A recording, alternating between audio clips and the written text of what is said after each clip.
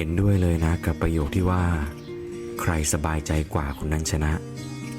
ทุกวันนี้เราต้องใช้ชีวิตแบบนั้นจริงๆอะไรที่ไม่คุ้มกับความรู้สึกก็ตัดทิ้งไปไม่ต้องไปหาความชัดเจนบนโลกใบนี้หรอกใส่ใจความรู้สึกของตัวเองนี่แหละ